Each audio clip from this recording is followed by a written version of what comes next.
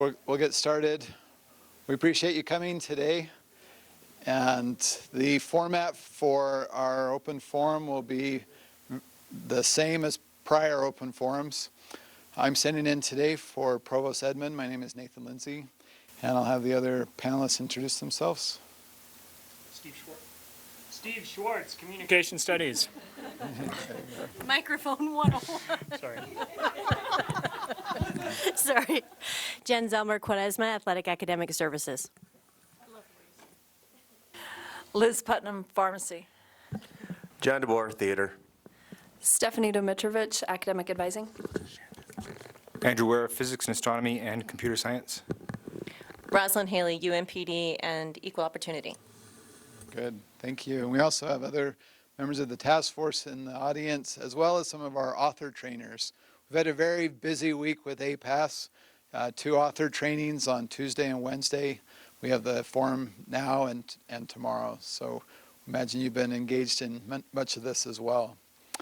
So with that, we will just open up for questions. Don's going to be helping with the microphone, and we are open for your comments.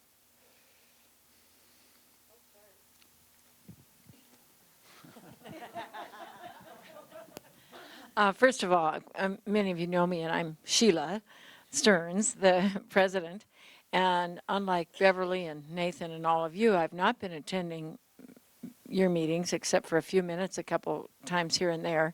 So I learn things, or the provost calls and keeps me updated. And I just want to express, first of all, how grateful I am about the amount of time and thought. You know, Dawn, Russell, thank you to you too for being a guide and working on data and metrics, and what a challenge that is.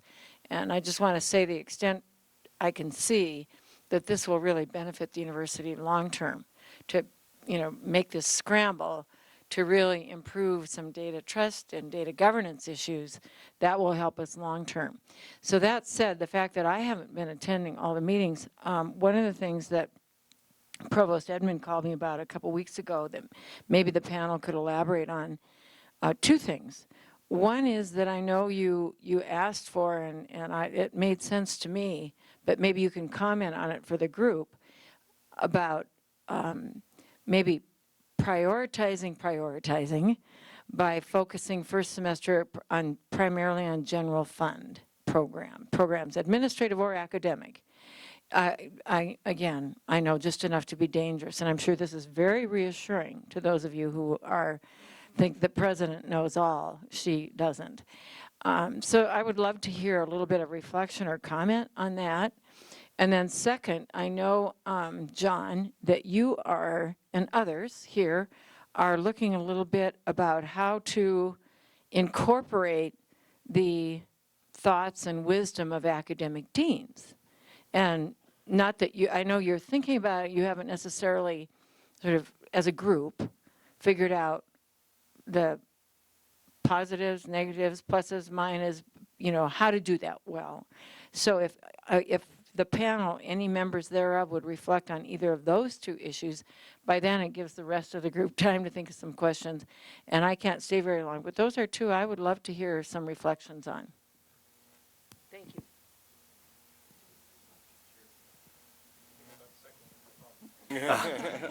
So the first one was? General fund. Yeah. So the prioritization. So in looking at the units of analysis, which is both academic services and academic programs, the numbers is on the order of 500, which is a lot to go through and evaluate. So the idea was, how could we better use our time to make sure we're doing our due diligence in the evaluation period? So when we get to the point where we have to start as a task force going through all of these programs, we decided to focus first, basically do it in 2 waves. And in the first wave is any program that uses any general fund dollars will be done. And then we will finish those first, and then the second wave will be all other programs. And we haven't said it's going to be pushed over until spring. If we can get this done the first wave done in November, leading into December, and then finish the other ones in December, because I don't think it's going to be that many. The bulk of those programs, all the academic programs, will be in phase one. And there'll be a few other ones, centers mainly, and other things which don't get general fund dollars will be in phase two. And then that'll be, I think, a much smaller group. In terms of the second point that Sheila brought up, input from the academic deans, this came up as a way of incorporating some executive feedback into the prioritization process, so that while we got our program and service reports, we also were able to have the perspective from the leaders of the individual colleges as well as the individual sectors into the life and work of their programs. And so we've taken the advice that we need to have that, and to do that, what we're trying to do right now is figure out what form it will take and when it will enter into our deliberations. And all of our subcommittees are taking on different parts of that. We've got some suggestions from the Criteria and Metrics Committee about how it might work, and the Framework Committee will be looking at it next week and bringing forward a suggestion not only for that, but for the entire mechanism by which we will conduct the review, especially the pilot process, which begins next week, 2 weeks from now, whichever week it is. It's on the schedule. And there was one other thing about that, and I just lost my train of thought. Anybody else want to jump in on that one? Anybody? No? Okay. Chase, you got it? Okay. Hi, sorry for my tardiness, but I believe the question was on the role of deans. So we've been deliberating on this for quite a while. We've also been talking about on the administrative service side, including some form of direct report, a vice president, maybe a director. We're not 100% sure how that would work yet, but one of the main pieces of deliberation that's kind of been slowing us down is we all agree that this information would be interesting and useful to have, the perspective of a dean or a vice president on their overall institution, but we're not sure what role that should play in our analysis of each individual program, and we want to distinguish exactly what that relationship would be. We've established a set of criteria and metrics to guide those. What role will this external comment play on each individual program's recommendations is really what we're trying to focus on right now. That's kind of the key point that we've been hung up on, is how will this apply? One of the other points that we've been hung up on for a while is the disparity amongst the deans. Some can probably make a comment on each of the different programs and each of the different services in there that they directly oversee, but others, for example, the College of Humanities and Sciences, seem to have an enormous load to look at. So we've been debating about the comprehensiveness that each dean or their equivalent on the administrative service side can cover in their comments and overview. So we're still deliberating that out, but as Professor DeBoer already said, we're kind of figuring out where it would be in the timeline as far as our review, and then what we would actually use that information to do are the 2 points we're still trying to really figure out. I just wanted to go back to the phase one, phase two. I don't know if anybody here is not being funded through general funds. I don't want you to get your hopes up. We haven't decided that you get to turn your reports in later. So all of the reports will still be on the same timeline. Just wanted to clarify that. October 2nd, right?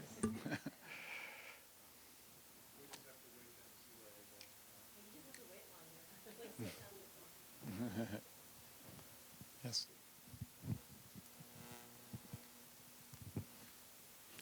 So I'm Chris Palmer from the Department of Chemistry and Biochemistry, and a couple of comments and a question, I guess. The first comment is, looking at the criteria, under quantitative criteria, I was surprised to see no quantitative criteria for anything beyond teaching. So no quantitative criteria for service, no quantitative criteria for research. It seems as though, at least in my department, that the faculty are expected to do a lot of work in service to the community, but also to the profession, and also to do a lot of work on the research side. And so for that not to be counted as a quantitative outcome of their efforts seems unfair. And then the second thing is I'm having a really difficult time visualizing how the criteria that you've placed and defined can be applied to the units of analysis that you've defined.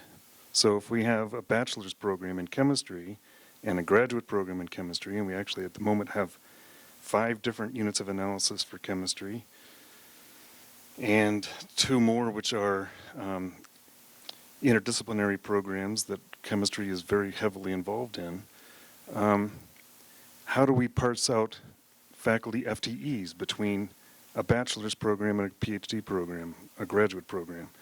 Our faculty are involved in both. Their involvement is constantly varying back and forth in terms of how much they're involved in bachelor's versus graduate education. Their effort is varying back and forth between how much they're involved in chemistry specifically versus biochemistry, which is a interdisciplinary program. Gen Ed credits, should Gen Ed credits be part of the bachelor program or should they be part of the graduate program? We have graduate students who are teaching and contributing to teaching the Gen Ed credits and the service credits that the department teaches. So it turns out, it seems to me that it's going to be incredibly difficult to try to divide up all these different units of criteria in terms of credit hours, in terms of faculty effort, FTE, between a bunch of different programs that are all run out of one office, a bunch of different degree programs that are all run out of one office. And I think at best it's going to end up being arbitrary, and it bothers me that that's going to be the case.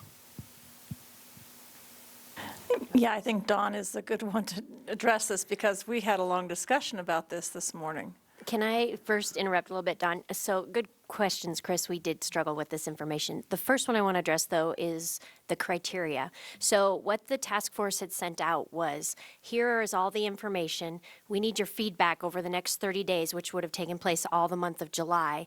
And what we have inherently done, I would say mistakenly, is we're not updating the forms on the website as we're getting the feedback. So you are correct. There was a ton of information and requests saying the quantitative data doesn't reflect research and creative scholarship in the way that it should. So we have updated those. So the Communications Committee is meeting tomorrow for changes that we have recently adopted to the criteria. So those new forms will be posted as soon as we get the website updated.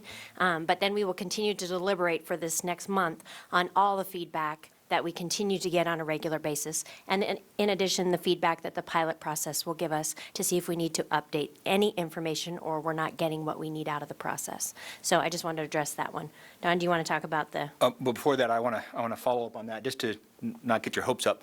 It's still mainly qualitative on the research side. The only thing we have quantitative is the research dollars. That's something that we can count. But in terms of making it quantitative, in terms of the number of publications, that applies to some programs and not others. So we made it a very qualitative but open-ended question of what is the part of your mission? Is it research, creative, or creative efforts? And if so, how do you measure that and tell us about that? So it is qualitative input, but it is asking specifically for that. It's also asking specifically for the service input as well. If you have a service or outreach component of your mission, tell us about how you measure the productivity in that. And so we do have qualitative questions on that because so many programs measure it differently, what's important to them. But in terms of the quantitative side, it's only on the research dollars. So there are 2 quantitative metrics on that. And if I can just add 2 points to that. One, we've kind of changed or are working on changing our language. The way that we had things divided before between quantitative and qualitative is really you respond or we get the data centrally. That's really how it was envisioned. So we're changing it on the form. So we're not trying, it kind of gave the impression that if it was qualitative, you couldn't supply any data. That's not what the intention was. It's just that we couldn't get it through a common across the university campus. So in those situations, you can provide more information when we ask for that research stuff that I can't get centrally. In response to breaking down some of the metrics that are traditionally a departmental metric down to a unit of analysis, as they were discussing best practice and the advice that we've gotten from our consultants is that you should do that. And you should do that based on some kind of formulas. And they gave us 3 or 4 different approaches that we can look at. Some of them are palatable, some of them are not so much. I'm working with the task force to try and advise them as to what would make sense. We have the option of just leaving things at a departmental level so that your faculty counts. If you have 5 programs and you got 25 faculty, you have 25 faculty in every program. That might be one option that we have out there. So we're looking at all of the possibilities out there, soliciting advice from our consultants as to how to go about this. But it is a tough nut to crack, and we don't have a solution.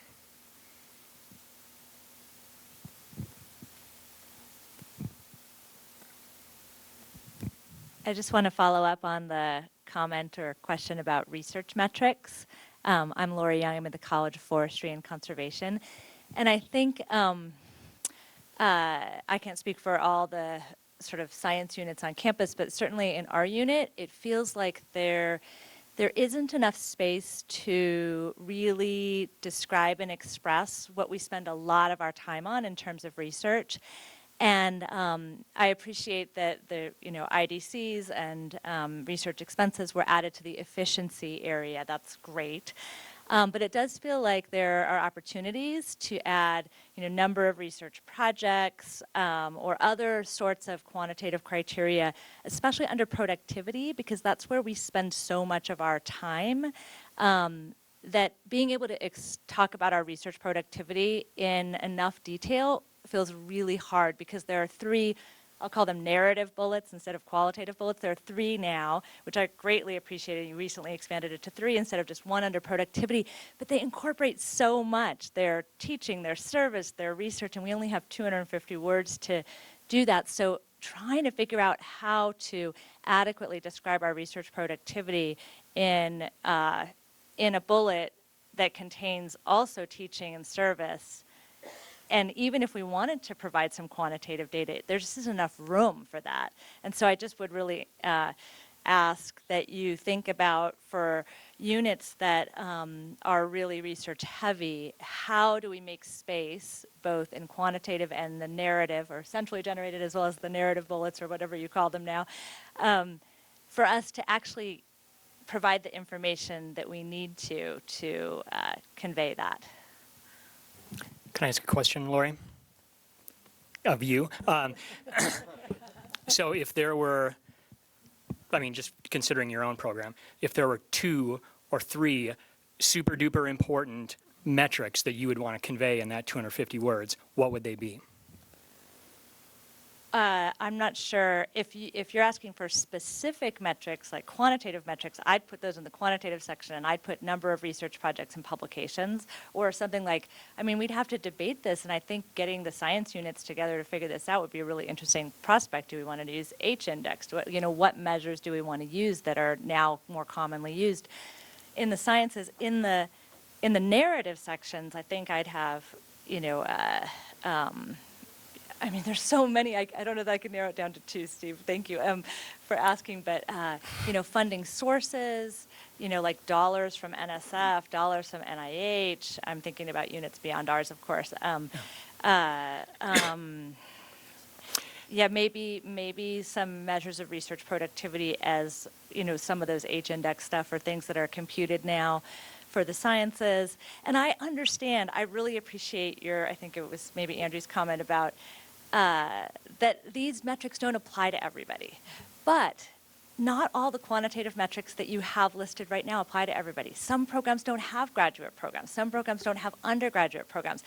We're already working with those quantitative metrics that don't apply to all programs. So it seems really strange to me to put research in a different category and say we can't have any quantitative metrics like publications because they don't apply to everybody. We have lots of metrics in there that don't apply to everybody. So yeah, I guess I'm just I don't quite understand that bit. Yeah, it's a dilemma. I don't want to get too far over my skis here, but the way that I read, or at least the way that our discussion is flowing out, and the way that I read that kind of question that we're posing to programs, is to tell us what matters in your program in terms of research productivity. So Is it really peer-reviewed journal articles? Is it funding from national sources? What is it? And then if those are the two or three most important things, how well are you doing? That's what the 250 box is trying to give you the opportunity. So I appreciate the idea that it's not enough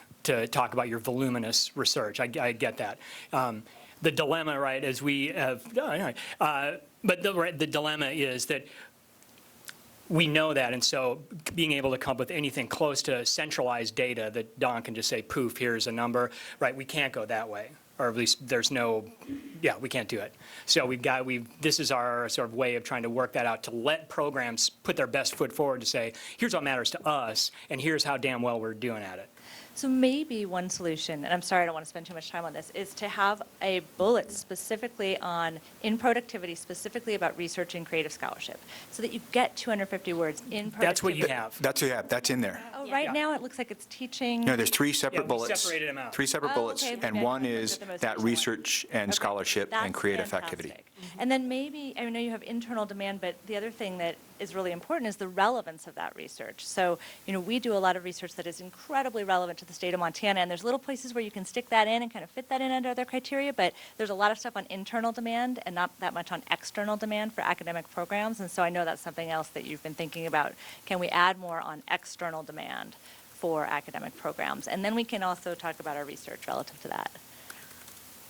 Thank you.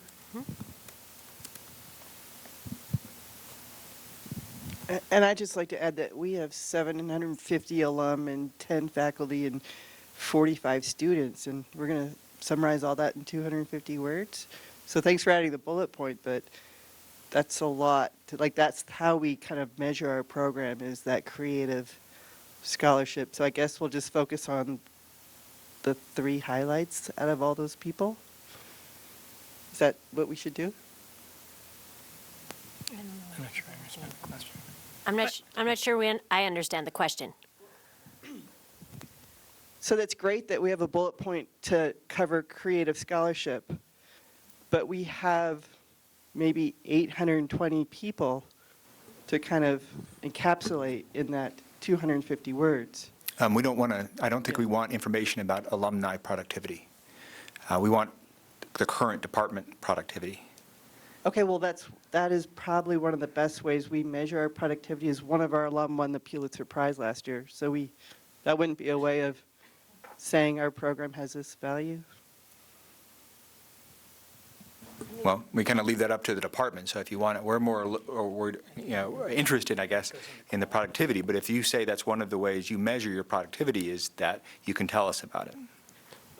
I think that specifically, like what alumni have gone on to do, fall under other sections such as productivity or quality. And then I think we're looking specifically as to like the research and creative scholarship metrics. One of the challenges that we found too is the variation across departments. So for example, say a program in the School of Music, they put on 2 performances a year, and that's the average for their programs across the spectrum. But a different program, their faculty put out 15 peer-reviewed articles in a year. It's kind of hard to measure and gauge those against each other as to how well they're actually doing as far as research and creative scholarship productivity, and so that's one of the other challenges we ran into with that. But there will be, to address your question specifically, there will be areas for you to address what your alumni are doing.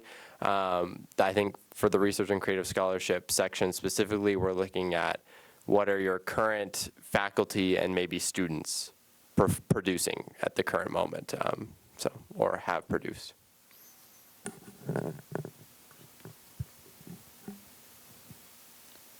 Other questions?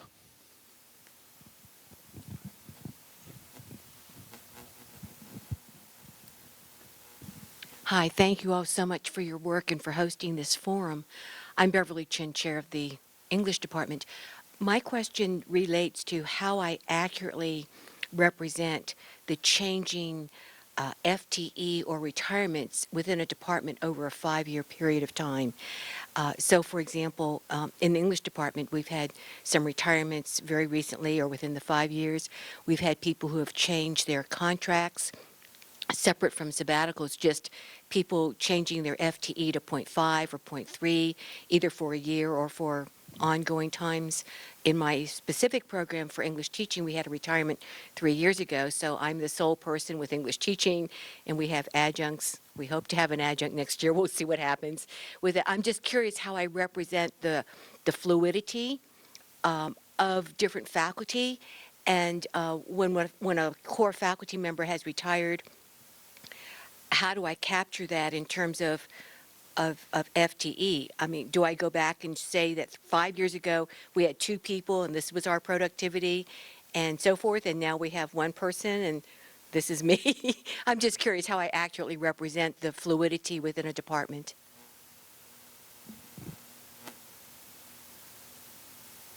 Good question. So on the form that the departments are actually going to fill out, and the data that comes in that shows the FTE and where everybody is in their particular area, there will also be a drop-down menu for you to explain. Explain any outstanding things that are different than what we would interpret the data to be, or in your case, if there's changes in faculty, someone's retired, sabbaticals, whatever it might be, there'll be a small box that you can explain and address those issues on there. Mm-hmm.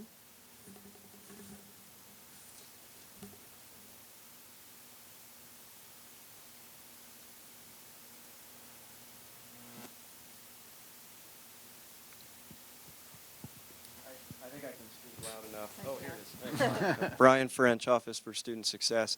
With regard to the timeline, if I recall correctly, the author trainings in the non-pilot group, Phase 1, are from August 25th through the first week or 2 of September. And many colleagues have expressed concerns that that is during the startup of fall semester, when many of us have big responsibilities in our fall orientation program. First 3 weeks of classes do not leave us a lot of time to attend to anything other than serving students. Many people have expressed concerns that folks will not be available to help students through that critical time period because they'll be busy drafting their reports and attending these trainings. But my question is, do you plan to offer enough trainings to ensure that folks who not only teach classes but are involved in orientation programming, it would be very helpful if there were many, many trainings so that we could attend them without leaving any critical tasks unattended to? Yes. Thank you.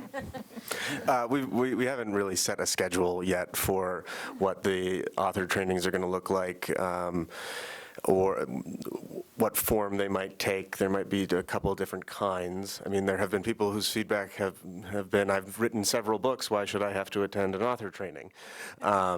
So we're still figuring out how that's going to work, but we are sensitive to the fact that it is a very busy time of year, and we want to make sure everybody gets as much information as they can as they head into their authoring process. So. And Brian, the other thing, the author training right now in the schedule begins August 21st. So it is a week out, so it is a little bit more time than just the 25th. So I know that it's still busy, but it is a few more days than the 25th. So the 21st is when we have that slated to begin. And Brian, we tried to follow that principle this week by having the trainings on different days and different hours, and the attendance differed quite a bit in terms of who came. There were a few people who came to both, but most only came to one. So we'll try to schedule so it's convenient at different times of the week and different times of the day. And just as a note, the author trainings aren't mandatory, so if somebody really, has written a book and they don't want to come, that's fine. But the purpose of this, what we want is everyone who's writing one of these to do the best job possible. We don't want to be judging how good an author are you. How good are you at making your program look good? We want to basically get good information from everybody, so we're analyzing well-written reports on each program. So that's what the whole author training is, trying to give everybody an equal footing to try to write those reports.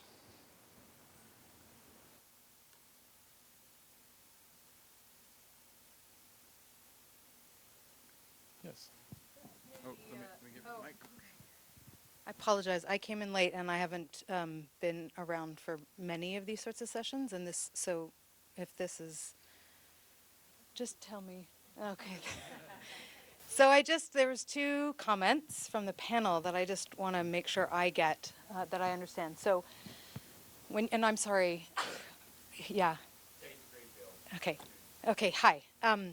So when you were responding to one of the questions, you said that it's hard to compare a program like music that puts out 2 performances a year with a department that puts out 15 peer-reviewed articles a year. It's hard to compare those with each other. But is that what the intention is? Because that's not then in line with, for example, what Steve said, which is you as a department put your best foot forward, you tell us how you should be evaluated, and then we evaluate what you do. Because those seem to me in conflict with each other, and I just want to make sure I understand then what we're all doing here and what's going to be at the end of this. Absolutely. So to clarify, what Steve had brought up is the solution to the problem that I had explained was that the task force had discussed. So that problem with metrics so some departments will have 2 performances, others will have 15 peer-reviewed articles, others will have, artistic creations, that sort of, it'll be completely different across the board.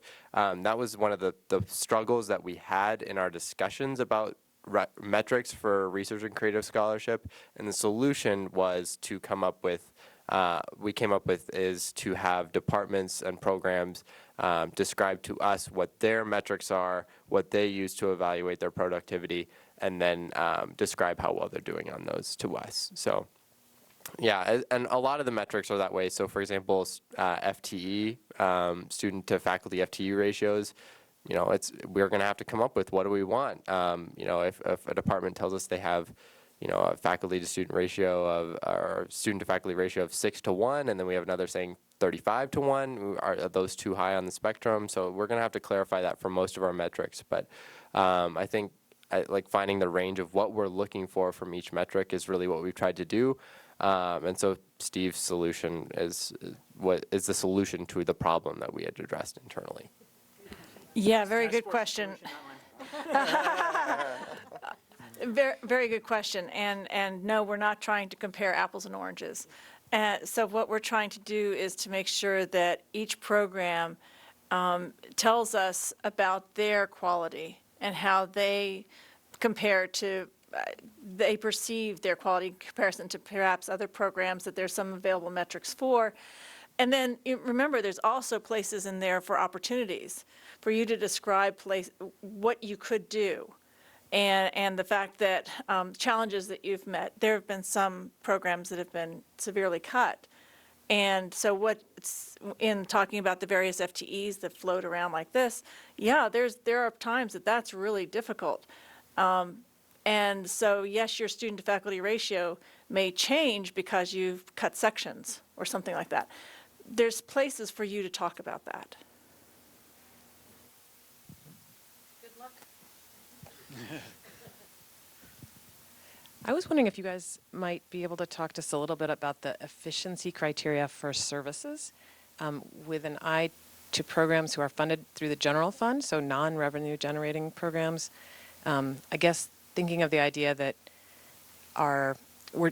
those kinds of programs are typically not told to spend under their budgets, and so is spending way under your budget a mark of efficiency?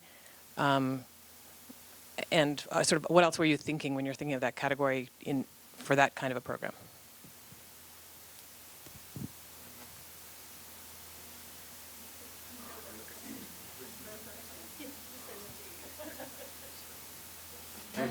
Okay, I'll take a shot at that then. I think that's a struggle for us because I don't think any budget is. We all have tight budgets right now. I mean, we're living in a tight budget time. So, but what we are seeing is, have you looked at how can we do things differently? We want to hear from different programs on the different units on the administrative side. Have you thought about, can we do this differently? Can we be more efficient about this? And we want to award those programs who have put a lot of effort into that. So we know some will be, well, we haven't thought too much about that, or we don't have that. But I think others have spent a lot of time and energy to how do they deal with the same load with typically fewer people. I mean, that's happened a lot across campus. And so we did want to award, to rank highly those programs which have put a lot of effort into that.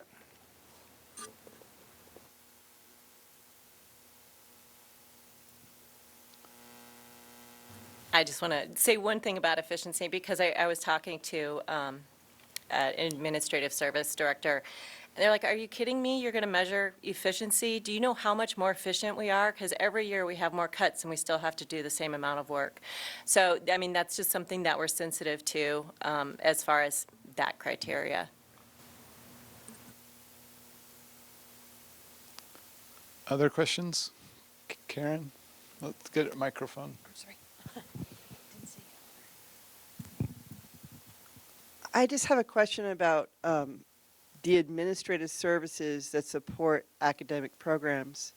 Are we supposed to somehow be measuring that in the academic program, or just skip that part?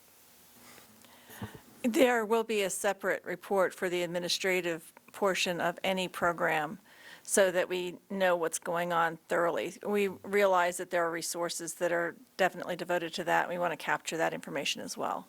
And that's part of the academic report? Well, no, it'll be a separate administrative report. So if there's a department that is lucky enough to have one program, so they've got one report to write for that bachelor's degree, let's say, they also will, they will address their administrative structure and expenditures and productivity by filling out both the administrative services portion and also the academic. So they'll generate two reports. Thanks. And it's also posted on the website under the units of analysis. If you scroll down under the administrative services side, there is a section that talks about the administrative services that happen under a dean's program, so. Well, and to speak a little bit more about administrative services, I'm not sure how this works in your program area, but we have had different, like forestry, for example, is looking at the category of service and looking at it as a department as a whole, I believe. So they're looking at IT for that department, and they're going to do For that college. For that college. I get all those messed up. So they're doing a report on that. And so you want to look at what your program uses as far as administrative services and kind of think how does that fit best for your program?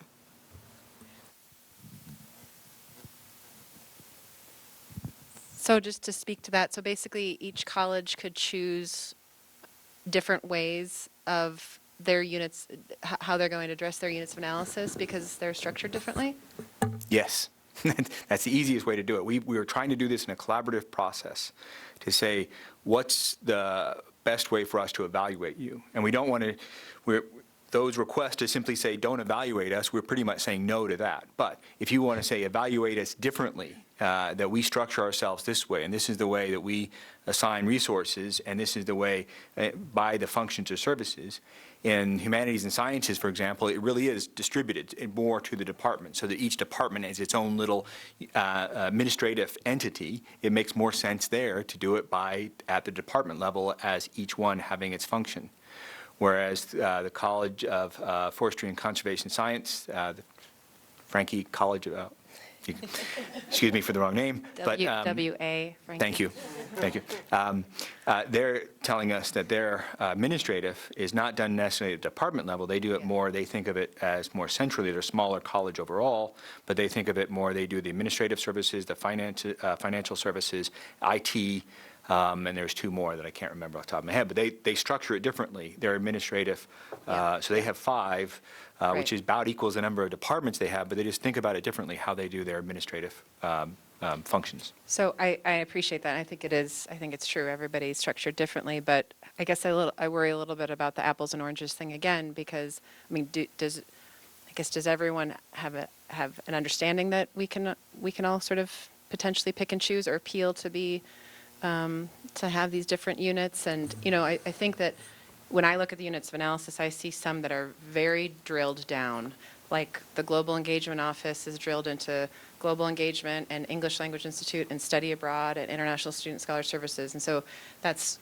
essentially one office that's drilled into 4 units of analysis that, each one would represent 1 or 2 people.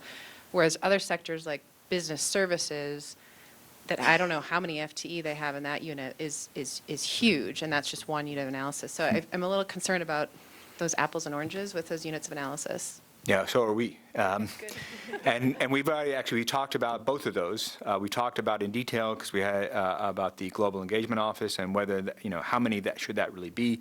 We've talked about human resources, that shouldn't be one, maybe. And so we are accepting, we're still, even I think we had an initial July 10th deadline for suggestions, feedback on the units of analysis, but we are continuing to accept those. Some of that feedback is still rolling in. And anybody is welcome to submit feedback on that. We're going to go through it ourselves as well and say, are we drilling down too much in some areas and not enough in others? And we're still working on that, the finalized list of units of analysis, because it does need attention. And I just want to say, too, I mean, I would be reluctant to want to suggest units of analysis for maybe an area that I'm not part of, but I would say that that is valuable information. So if you're looking at a unit of analysis and you're like, you know what, this doesn't make sense to me, even if you're not part of that area, it doesn't hurt to say, you know what, this doesn't make sense to me, because then that at least brings it to our focus and we can have that conversation and talk about why that doesn't make sense. Yeah, I think my concern is that like one sector head might feel like it does make sense to sort of clump, and another sector head might feel like, oh, we should drill down. And so it's like this task force making sure that there's some quality there. One of the principles we discussed this morning of trying to decide whether to clump or not to clump was whether the different units had separate missions or separate mission statements, or functions. So if separate functions or missions, then it may be best to separate those. Go ahead. I don't know if this helps at all, but in the case of the College of Forestry and Conservation, it's not a choice. There's no IT staff assigned to particular departments. There are 3 departments. The IT staff serve the entire college, including all the academic programs, all the departments, and all the administrative services. Same with the accounting staff. And actually, our administrative assistants, our administrative associates, do not actually serve individual departments or programs. They serve multiple programs. And so we don't actually have a choice. So it's not a choice of can we do this by program or not. There's no way to chunk it out. So I think in some cases, it's not really a decision. I don't know if that helps.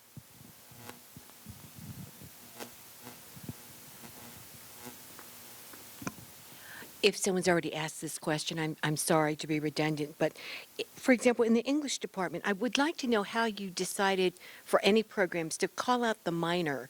Is it because the majors were taken care of under Department of English, the master's degree, the bachelor's degree, but there's only one minor only? Because Irish Studies is pulled out, and it's the only program that maybe is a minor only. I'm just curious about the logic of, as I looked up and down all the different programs, I see some that have majors and some have minors, but they're the very same program. So can you explain that logic to me? Because people have been emailing me saying, why aren't all the programs called out? Because we thought it was program, not department. And as I look at this list, it looks like it's more department, because in English we have 7 programs, but Irish Studies is the only minor. I mean, standalone, not standalone minor, but it doesn't have a major. It does have a minor. So I'm just really curious about this. And then given our word count, I have 7 programs to fit into those different descriptions. So just to give you feedback on that, we did go through and some minors which were embedded in a major, we thought like English and the English minor and the English BA could be evaluated together. For those standalone, top of my head, climate studies, for example, Irish studies, didn't have a corresponding major, so we left those standalone minors as separate programs. We were taking input. Some programs might think their minor should be evaluated with a bachelor's or it should be standalone. We would go either way with that. So we made some initial judgments on that in terms of the units of analysis on the academic program side, but we're also taking feedback. Some people have thought, oh, my minor should be evaluated separately, but we will question that, whether it's appropriate or not, or it should be embedded. Even that we will question, but we'll work with you. We definitely want feedback on those units of analysis. I really appreciate that because given some of the climate concerns, people are saying, is this a way of targeting negatively or positively? So thank you very much. Another thing that you mentioned too, we have decided, I believe, not to separate out options for different majors in this go around. That's something in the long term I think we'll look at in an ongoing process. But for now, with 500 programs on our list right now, it doesn't seem feasible to add another couple hundred to that with separating out options. So. And I just want to add, part of the discussion that we've had is we recognize that there are programs out there that have minors and they have options and they may need more space to explain that a little bit. And so we have, that is part of our discussion, especially as we go through this pilot, is how is this really capturing the program? And do we need to make a little bit of an allotment in those cases? So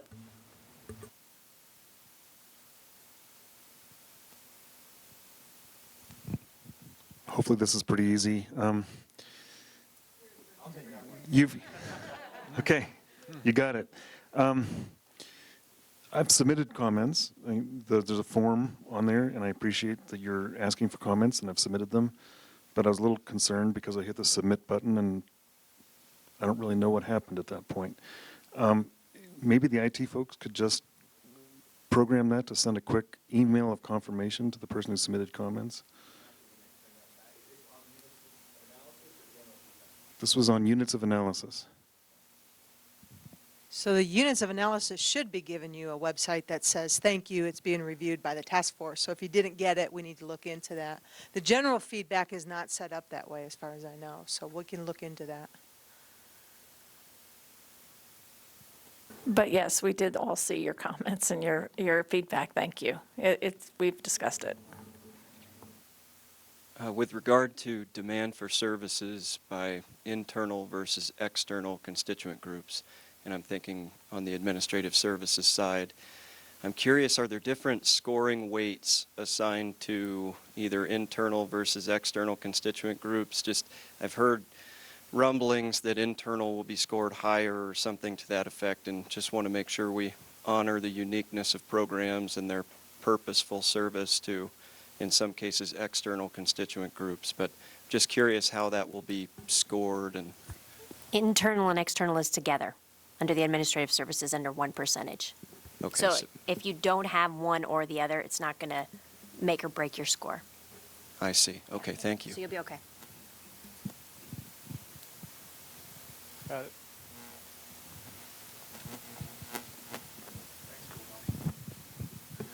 So I hope you guys are getting hazard pay for this, because my level of envy for any of you is very low right now. So my understanding is there's going to be 6 pilot programs that are drawn out of the thing by a certain date. Does that date keep moving back if you don't have any programs that have submitted yet? And how does that impact the program or the assessment? So essentially, we're hoping that everyone who wants to participate in the pilot will submit a report by the deadline. If we don't get any, then I guess we'll just continue on and make any last-minute adjustments that we need, and we'll take in any feedback we've been given so far, but that's not something we've discussed. As far as the process for how those units will be selected, it's going to be random. We're not sure about the actual format for that, if we're pulling out of a hat or just using a random number generator or something like that. But those units will also not be told that they have been selected for review or be given any feedback. We'll publish all of that after we have compiled our final report. Okay, so to clarify, there's not going to be a chance to resubmit from those pilots. It's not like a dissertation where you get it back and... Yes, Yeah, no, you will. Yeah.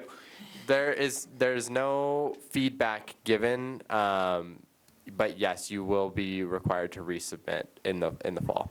Okay. By the October 2nd deadline. Yeah. So anyone who participates in the pilot has to turn in something again by our October 2nd deadline. The other thing to say is we are selecting 6 of those that submit the pilots to review. So that's going to be our exercise, are those 6 programs that we review. They won't be getting any feedback, but anybody can go ahead and go through that process of filling in those things and giving us feedback on how that works. So if that helps. I just sent an email to everybody who participated. But it doesn't ask, it asks for the RSVP, but it doesn't give a deadline for RSVP? Oh, a deadline for RSVP? Just submit it. But I mean, I would like to know, and that's why I asked for an RSVP. Jean? Right, Yeah. yeah, that's what I was just going to say. I thought that you wanted to know by Monday if people intend to do it, so you do know how many people are submitting, so it doesn't get pushed back, but Well, we won't be able to push back the pilot. If nobody submits, then there won't be a pilot. there won't be a pilot. But one of the most critical parts of the pilot is for us to get feedback as to how that process is working. So if you find that it's absolutely impossible to do something in 250 words, we need to know that. If the drop-down menus aren't working the way we think they should, we need to know that. If there's a problem with how the data or the metrics are presented in the quantitative part, we need to know that. So the whole purpose of the pilot is twofold. The first one is to see how the process works from the people submitting those reports. And the second part of the pilot was to see how our mechanism for review works, and can we come up with valid analyses out of the things that we're asking. So the whole purpose of the pilot is to make sure that we don't run into any major hiccups when the whole process gets rolled out at the end of August. So we really hope that there will be some that will submit and sign up for this. And if we don't have any RSVPs on Monday, we could send a reminder or something, please. We're sending a reminder anyway because we don't have the Qualtrics forms ready to send out, but we wanted to give people the ability to start right now on the writing at least.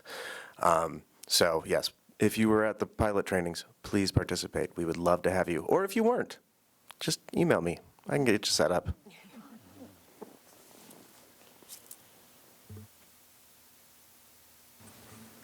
Since nobody's asking a question, I want to just bring up one piece, is the org chart. I don't know if you have thought about your org chart, if you have one that is current, but all of the reports are going to be requesting an org chart. And for some reason, I've done these for people, and so I'm like totally stressed out. I'm like, this is going to be hard. So I just want to kind of send that out there. That is something that you can start on now, that you won't have to wait until we get the final process going.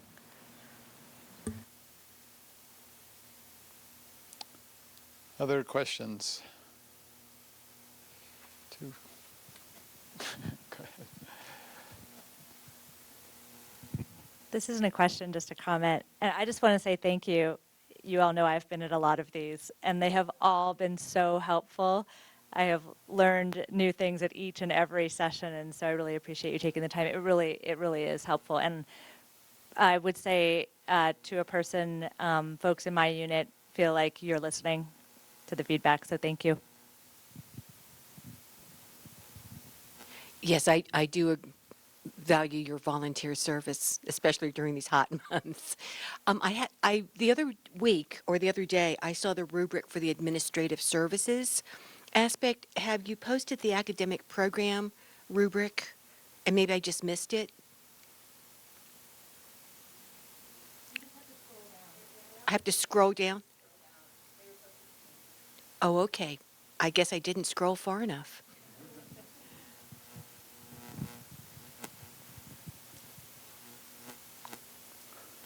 As Beverly has said in other forums, we don't want to belabor the time here.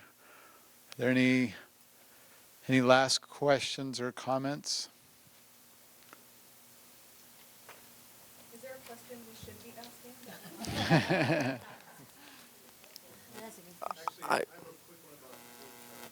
Okay. Great. So on the org chart, should we have everybody who takes a penny from our given fund, does that include student staff? Are we talking about, I have 23.1 FTE fitness instructors who come in and teach a Zumba class once a week or something like that. Are we including those, or are we just including the people that work every day, 8 to 5, like any other place? Use what works best for you, quite frankly.